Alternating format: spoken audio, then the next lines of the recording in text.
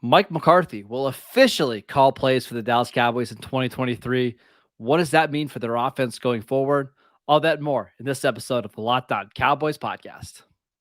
You are Locked On Cowboys, your daily Dallas Cowboys podcast. Part of the Locked On Podcast Network, your team every day. Locked on Cowboys.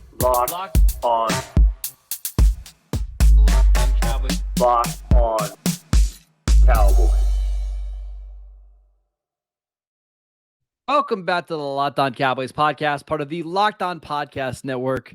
Thank you for tuning in. We'd like to thank you for making us your first listen of the day. Today's episode is brought to you by Ultimate Football GM. If you've ever dreamed of becoming an NFL GM and managing your own football franchise, then this game is definitely for you. To download the game, just visit ultimate-gm.com or look it up in the app stores. Our listeners get a 100% free boost to their franchise when using promo code LOCKEDON in the game.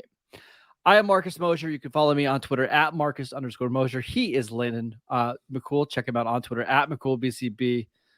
Landon, we had our show all ready to go, and then we get just nuggets everywhere from Jerry Jones and Stephen Jones. This is not surprising. We're kind of used to this by now. You know, it was funny listening to you do the Ultimate GM read, because I was sitting there thinking, man, after this press conference, I know there's lots of Cowboys fans that are interested in seeing how well they could do as a GM of a football team. So, yes, lots of news, lots to talk about. And once again, the news cycle has destroyed a perfectly procured show moments before we get on the air. We're happy to talk about what's new, so we'll certainly answer your questions at some point. All right, big news coming out of the Senior Bowl, which we haven't even really discussed together. Not even talked about the Senior Bowl. Yeah, exactly. We will.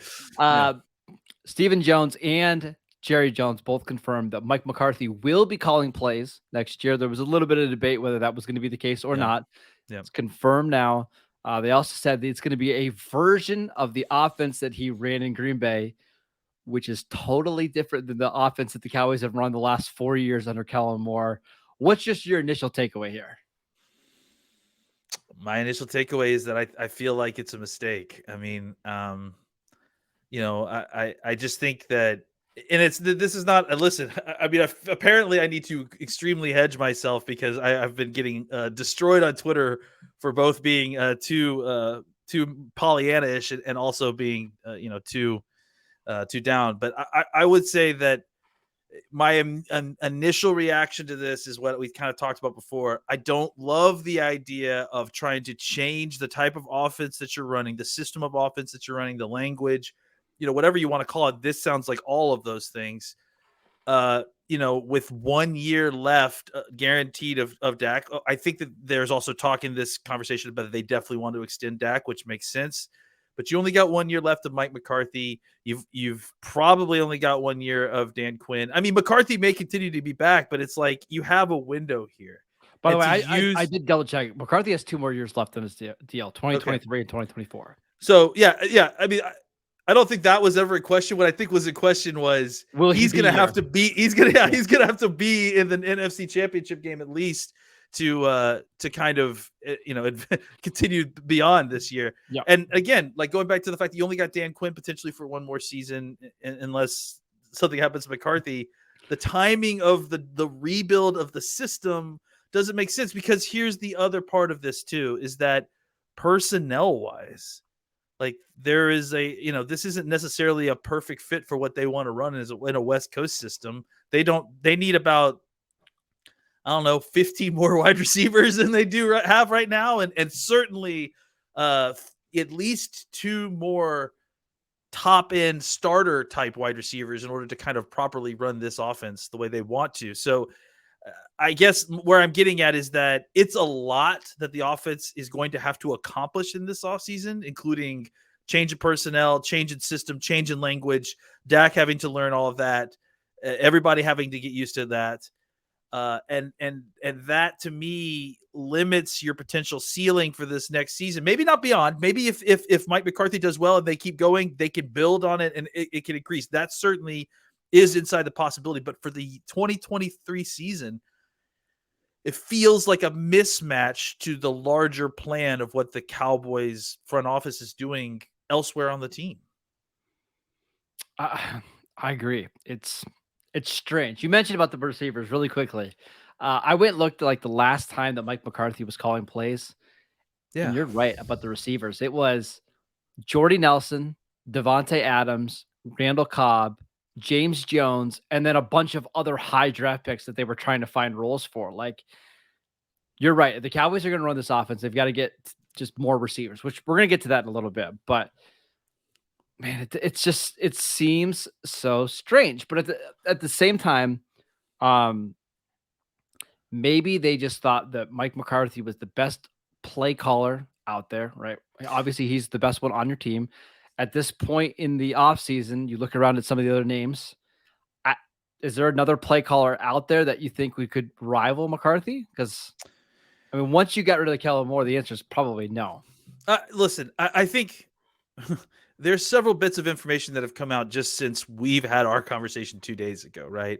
That include the kind of reaffirming that Kellen Moore was not interested in coming back here, right? Or at least there was some feelings that Moore wanted to leave, and it seems like the Cowboys decided to let him do that, right? I guess my point being that, like, this isn't I don't know that this is necessarily a situation where the Cowboys definitely could have had either choice and that they chose Mike McCarthy. I think that they had realized that it just based on what we're hearing that's come out, that the situation had kind of come to a head, that Moore didn't want to continue to work under McCarthy, and McCarthy didn't necessarily want Moore to continue to call plays. So they had to make a decision here. And I think if given those two choices, I guess there's probably some argument to be made that there's more stability by keeping your head coach and redoing the offensive system as opposed to, I mean, I don't know. Like, I don't necessarily agree, but you could make the argument for that, right? I think the other part of it, David Moore from the Dallas Morning News wrote an interesting piece about Kellen Moore where he basically said the front office acknowledges that he's one of the best, offensive coordinators in the league, but because him and Dak are so similar in age and they play together, it was just time for a new voice for Dak, right? Yeah. Like it was time to have Dak learn from somebody else. He's kind of learned everything he could from Kellen Moore. I don't know if I believe that or not. Yeah, that's the problem. I have an issue with that because Dak's almost 30 years old. Like, you know what I'm saying? Like, what more are you hoping to learn from a new angle? Like, if you want to put him in a new system and see if that changes the angles and improves, I can totally get behind that. I understand that. But again, the issue I have with this is the timing in conjunction with everything else. And I think that I guess what I was trying to get at is that I think that this is a situation where it's not the Cowboys making the final decisions on this. Some of these decisions, I think, were made for them in the sense of the Kellen Moore situation. I kind of think, just based on what we're hearing, that even if they wanted him to come back, he may not have, so. I mean, living in LA and working with one of the most talented quarterbacks in the league is not a bad option either. It's not terrible, I'll tell you that, especially the living in LA part. I think somebody who does it. I understand that part, but I guess where I'm getting at is that I think the Cowboys were making the best of a situation that they didn't have all the options on. Right. I tend to think again that this may be the best choice they could have made, considering. I wish they had considered an option that would have allowed them to kind of stay in the same system and maybe just have McCarthy call plays out of that system. Maybe they didn't feel that McCarthy was comfortable doing that. Maybe not. So I don't love that we're doing this. I don't love that this is happening, kind of in a mismatch year with everything else, but it's where we are and we'll see how it goes. We've got so many questions and we're going to talk about what McCarthy's offense looks like, I'm sure all offseason long. But if you need just a little primer, I would check out what slants and flats routes look like over and over and over and over again. Exactly. So, slant flat. It's the new all curl, guys. You guys are going to get sick of it by week 3. I've got a question about the offensive coordinator that I want to ask you because today is supposed to be our Twitter question day. Before we do that, I want to tell you about the Ultimate Football GM app. Today's episode is brought to you by the Ultimate Football GM app. You've heard us talk about this mobile game before. I can't tell you how much fun I had, I know myself, competing against the other Locked On NFL hosts. Chris Carter, Locked On Steelers, was our Locked On NFL champion, by the way, this year. Now it's your turn to compete, but more on that in just a second. If you've ever dreamed of becoming an NFL GM and managing your football franchise, Well, your dream can come true, as this game is definitely for you. You'll manage every strategic aspect of your team, play through the season, and lead your team to glory while trying to build a dynasty. With the Ultimate Football GM app, you're going to be responsible for controlling the destiny of your franchise by hiring the right coaches and coordinators, like we're going to talk about in just a second, trading players, navigating your franchise through free agency and the draft, and of course, all the ups and downs of the season. All this in a challenging and realistic game world. The Ultimate Football GM app is completely free and playable offline, so you can play on the go as you want and when you want to. We've created a lockdown league for you to compete against us. So locked on fans all over the world can play. Can you be the ultimate Locked On Football GM? Choose the Lockdown League in the App Store to join. We'll see if you can create your own football dynasty. Locked On Cowboys listeners get a 100% free boost to their franchise when using promo code Locked On in all caps in the game store. That's Locked On. So make sure you check it out today. To download the game, just visit ultimate-gm.com or look it up in the app stores. It's ultimate-gm.com. Ultimate Football GM. Start your dynasty today. I also want to let you know that Locked On is heading to the Senior Bowl. Get inside analysis from the hosts that cover the NFL's next generation in college and find out which NFL draft boards these players will be climbing, all in one location. Subscribe to the Locked On NFL Draft Show for nightly live shows from the Senior Bowl on Wednesday and Thursday at 9 p.m. Eastern Time.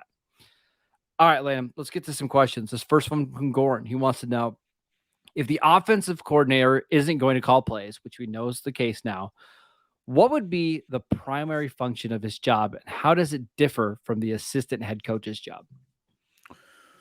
Well, when the offensive coordinator doesn't call plays, I mean, essentially, his job is the same as it is, except on Sundays. He's organizing the different subunits, making sure that there's continuity between the two. You have to be able to marry protections to routes and everything in the pass game. You have to be able to marry blocking schemes to running back vision. And so, part of it is going to be just an organizing principle, making sure that everyone's communicating with each other, making sure that everyone's on the same page on how these plays need to be run, because we don't want individual units running the plays that in ways that aren't, supportive of each other. It's a lot of, prepping for opponents. It's a lot of making sure that you're getting good looks from your scout team defense. It's basically just kind of running the practices, running the meetings to a large degree, I imagine, except the difference would be that McCarthy's, if he wasn't in all of those offensive meetings beforehand, he's definitely going to be in all of them now. Yeah, and that guy would also, he's going to be up in the booth, right? Helping see, what kind of tendencies are going on, looking at the defense and just having a different view than what McCarthy has. Yeah. I mean, it's, look, we've there's all kinds of different play calling situations in the NFL. And offensive coordinator doesn't always, mean that they're the play caller. That's something that, you see with these teams that have the play callers as their head coaches. Frankly, Read and that sort of thing. Very rare anymore that you have an offensive coordinator that calls plays. Truly. Yeah. Yeah. And so it's because of, the high demand of good play callers, they end up becoming head coaches. So yeah, a lot of times these offensive coordinators are kind of coordinators, just that. Right. And that's largely what they'll do is they'll coordinate the units, prep for game opponents, basically organize everything so that if McCarthy has to walk away and go deal with defensive stuff, they're not like sitting there twiddling their thumbs that Schottenheimer, whoever it is, will continue to take over the meetings. Well, this is another good question that kind of leads into that. This one from Clinton. Who would accept the offensive coordinator job when they don't call plays? Yeah, Brian Schottenheimer, because he probably doesn't have any other prospects. Honestly, that's the thing about it, is that you're either getting someone like Schottenheimer who, isn't a terrible pick for this job, because it doesn't require like a high level of creative talent or whatever. It just takes experience and an understanding of the way these things are supposed to be run and that's they're supposed to look, and then understanding the vision of your play caller being Mike McCarthy and then executing that vision. Someone like Schottenheimer or Ben McAdoo, the guys that we've mentioned before, they've actually been in our systems before. They've been with our team, see how our practices are run. So just familiarity there.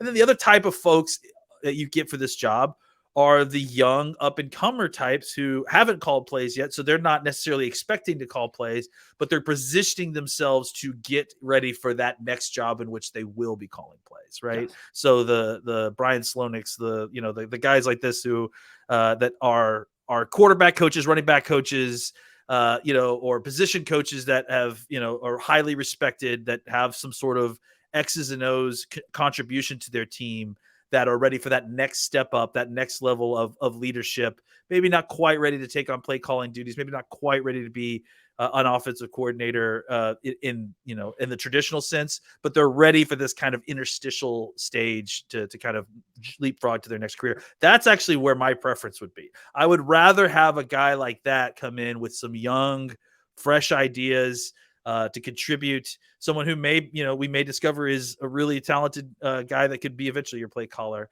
I would prefer that as to, just another veteran coach who is just kind of there, and just because McCarthy trusts him, and just because his dad is Marty Schottenheimer, that you get a job in the NFL. I would prefer the younger coach that could help McCarthy kind of move this offense forward into the next.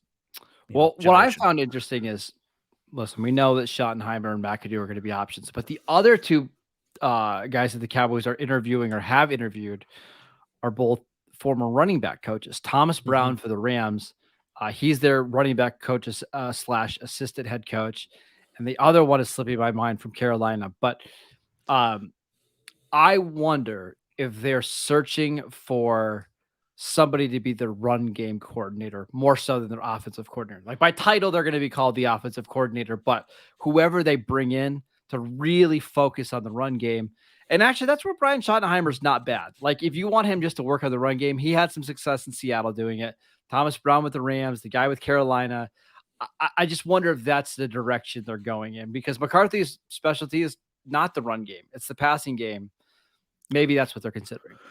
I think it's Jeff Nixon is who you're talking about, the Panthers running back. I actually think, first of all, I love the idea of, especially if McCarthy's calling plays, of having a run game coordinator and a pass game coordinator. I just think it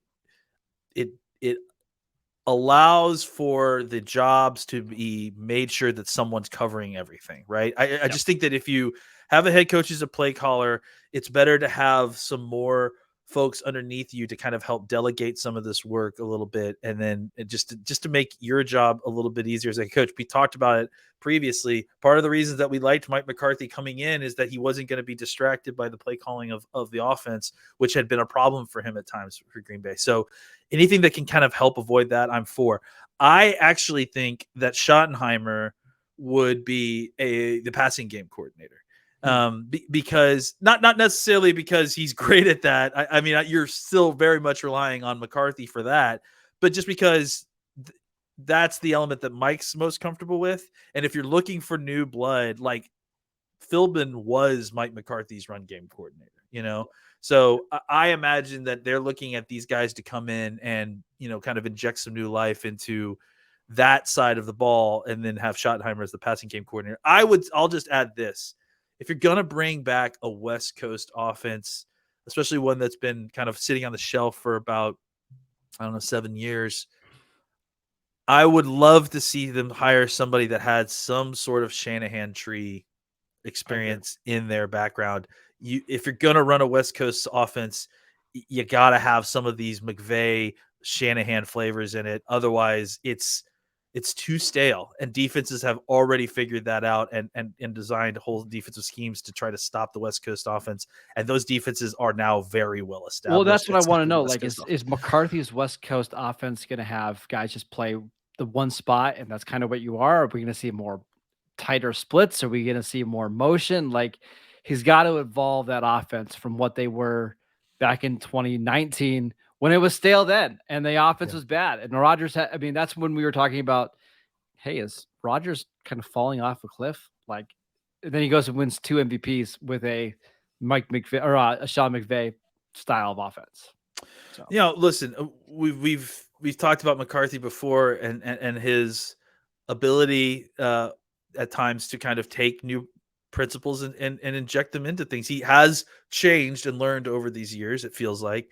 I'm hoping as an offensive coordinator that continues. I think there are aspects about his offense that are, from where the last time it was called, that were so well figured out by defenses across the NFL at this point that we are actually on the next iteration beyond that of trying to get rid of. So like I said, I'm hoping that he looks around at the other West Coast offenses and realizes that there's a lot of window dressing that's been added to it that he didn't necessarily have, that was really helpful, including play action, including motion, including shifts, including tight formations, including trips and all the different things that they can do. And then he starts to incorporate it more than he did when he last called plays for the Packers, which it was a huge part of as to why a elite quarterback, especially at the time, Aaron Rodgers, didn't look so good. And I hope that he's learned his lesson from that. No, coming up next, we're going to talk about how can the Cowboys add more talent at wide receiver this offseason. Before we do that, we want to let you know that today's episode is brought to you by FanDuel, America's #1 sportsbook. We are really excited about our new sports betting partner for Locked On because they're the #1 sportsbook in America. It's FanDuel. And if you're new to FanDuel, it's actually even better because they have so many great features that make betting on sports fun and easy. If you're new to FanDuel, go download FanDuel right now so you can bet on Super Bowl 57 with a no sweat first bet. You'll get up to $3,000 back in bonus bets if your first bet doesn't win. FanDuel lets you bet on everything from money line to point spreads to who will score a touchdown, kind of like Jerick McKinnon plus 180 to score a touchdown next week. The FanDuel Sportsbook app is safe, secure, and super easy to use. Best of all, you can get paid with your winnings instantly. So join FanDuel right now and using promo code Locked On to claim your no sweat first bet on Super Bowl 57. That is FanDuel.com/locked on. Make every moment more with FanDuel, the official sportsbook partner of the NFL. Also want to let you know about Built Bar. Built Bar, if you're looking for a fantastic treat, but you don't want all those fat and calories, then you've got to try Built Bar. Just got through January. Probably all of you guys have given up on your New Year's resolutions. I hope not. I hope that's not the case. But we're all trying to eat a little bit healthier, and you don't want to compromise taste. That's the biggest thing with all these diets. It seems like you always have to give up the foods that you like. Not with Built Bar. Built Bars are so good, and they're healthy for you. Only 130 calories, 4 grams of protein. 4 grams of sugar, 17 grams of protein. And now you don't have to wait around to get a box. For years, we've been telling you guys to go order at Built.com, which you can still do. But now you can get them at your local Walmart or your Sam's Club. That's right. Head to your nearest Walmart today. Walk to the pharmacy section and grab yourself a box of Built Bars. You can pick up a 4-box of cookies and cream, double chocolate, or coconut puffs. Or if you live near Sam's Club, go there, grab a 13-box of the brownie batter, my personal favorite right now. You can thank us later. Again, Built.com or check out Built Bar at Sam's Club and Walmart today. All right, Landon, we got a question about the receivers. How do you think, this question from Henry, how do you think the team will approach adding more weapons on offense this year? Do you think they'll go through the draft? Do you think they'll try to go through free agency? Do you think there's going to be a trade? Because we can't rely on Michael Gallup at this point. Yes. I mean, you need all of them at this point. Like, that's part of the issue here is that you don't have the personnel in house as it is right now to run this offense appropriately. So I imagine Odell Beckham Jr. talks will start again. We've already had it. They've already started up again. I imagine conversations about which wide receivers are tradable will start coming up again. We could start having conversations about how just god awful this free agent wide receiver market is coming up this coming year. It's that's the other part of this that's problematic is that I'm just learning. I'm just getting into draft stuff, so I'm kind of figuring out exactly where we are as far as depth in the draft and positions and stuff. So I'm still trying to feel my way through that. But the free agent market does not look great for wide receivers. So, it's Odell Beckham if you're looking for someone that has potential for any upside. Maybe Mecole Hardman, however he says his name. Yeah, Mecole Hardman. Yep. Outside of that, it's a lot of kind of Jags. So, there's some guys that are decent, but I mean, again, for what we're talking about, but you're looking at guys that are like complementary players, like third and fourth receivers, right? Yeah. And you know what? Honestly, You're probably going to need those guys too. I don't know if Brown is going to be back next year. You're going to see what you're getting out of Tolbert, obviously in the offseason. But I just know this: you're going to need to add, some wide receivers to this, and it's going to need to be kind of wide receiver 2 and wide receiver 3 in the sense that guys that are going to be wide receiver 2s and 3s that are going to get a lot of targets for the wide receiver 2 and wide receiver 3. Yeah, and I don't even know like T.Y. Hilton, like who you had on this roster last year. I don't know if he's a great fit in a West Coast offense. I kind of don't think he is. I mean, he's good at slants and kind of sitting in zone, so maybe he could do some stuff. But I don't think at this point you're going to like prioritize re-signing him immediately. I mean, honestly, he may want to do what he did this year again next year. He should. Who knows? Wait till November. Exactly. If I had to guess, there's no inside information. I'm going to guess that McCarthy brings at least one, if not two, veteran receivers into Dallas that have experience playing in his offense or in an offense that's similar to this to kind of help some of the young guys, right? I think Randall Cobb is a real option. I was just going to say, and there's another, isn't Lazard actually a guy who's... He is, but I feel like he's going to be more expensive, and Green Bay's he's to the point where he's kind of a slower big receiver. So maybe you bring in somebody like Cobb and you have him work out of the slot, and he's your fourth receiver or whatever. And he's just there to help kind of get everybody else up to speed. I will say this: Odell Beckham Jr. makes a ton more sense now. Because yes, you are talking about maybe the greatest slant runner of all time. So get him in there if he's healthy and he can catch a slant and take it 80 yards. Get him in here. Let's see what it looks like. You're right. I think Odell makes a lot of sense for this team, especially now that he's had a full year to get healthy and get right. But and we're suddenly talking about some old, 30-year-old receivers, a receiver coming off another knee injury. I don't know if you saw that report yesterday from Michael Galkin. And ankle. Michael Gallup had arthroscopic knee and ankle surgery. There's going to be a lot of turnover at receiver this year. I think what we saw last year is going to look totally different from what your day one starters look like this year. Yeah, the skill players on this team are going to look different, and they're going to be playing very different because they're going to have a new scheme and they're going to be new players. So, we should see a lot of turnover. It'll be interesting to see exactly what this wide receiver room looks like next year. And honestly, it'll be interesting to see what this tight end room looks like as well. I would also mention running back because go look at what the running back. I would also mention fullback. We might. Hey, John Kuhn, former PA guy. Maybe he comes back. I'm just joking. Don't get my hopes up. Go look at what McCarthy's running backs look like when he left Green Bay, or when he was calling plays. It wasn't these 225-pound guys. It was, hey, Ty Montgomery, we know you're a former receiver, but you're going to play in the backfield. Hey, Randall Cobb, you're going to get touches in the backfield. Won't be surprised if we see maybe a little bit different types of running backs for the Cowboys next year with McCarthy running this offense. That is it for today's show. Thank you guys for tuning in. As always, you can download the Locked On Cowboys podcast wherever you get your podcasts. We also want you to check out the Locked On NFL podcast, where you can get daily conversations on the biggest NFL stories, plus in-depth analysis on the biggest games with NFL key predictions every Friday. And then on Monday, local insiders cover the weekend with game-to-game episodes. Locked On NFL, available on YouTube and wherever you get your podcasts. Go check out Landon on Twitter at McCoolBCB. I'm at Marcus_Mosher. We're going to go watch the Senior Bowl. We'll talk about that on Friday. Tomorrow, a little bit more OC talk, I'm sure. We'll see you guys then.